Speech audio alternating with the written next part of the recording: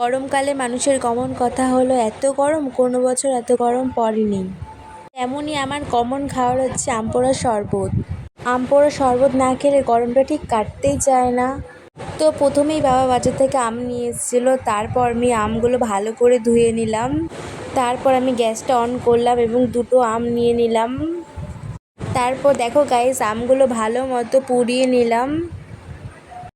তারপর আম দুটোর ওপরে খোসাটা ভালো মতো ছাড়িয়ে নিলাম। তারপর আমার আম ছাড়ানো কমপ্লিট। তারপর হাত দিয়ে আমগুলোকে ভালো মতো পেস্ট করে নিলাম। তারপরে পেস্ট করার পরে জল দিয়ে দিচ্ছিলাম, তোমরা যে যার মতো পরিমাণ মতো জল দিয়ে নিও। তারপর আমি পরিমাণ মতো চিনি দিয়ে দিলাম। তারপর পরিমাণ মতো লবণ দিয়ে দিলাম। তারপর আমি ছাঁকনি দিয়ে ছেঁকে নিলাম। তারপর আমি জিরের গুঁড়ি দিয়ে দিলাম। তারপর একটি বাটিতে আমি 5 লজেন্স গুঁড়ো করে নিচ্ছিলাম। তারপর একটি জলজিরার প্যাকেট কেটে নিলাম। আর 1 প্যাকেট জলজিরা দিয়ে দিলাম আমি শরবতের মধ্যে। আর আগে থেকে গুঁড়ো করে রাখা 5 লজেন্সও দিয়ে দিলাম শরবতের মধ্যে। আর একটু লেবুও দিয়ে দিলাম।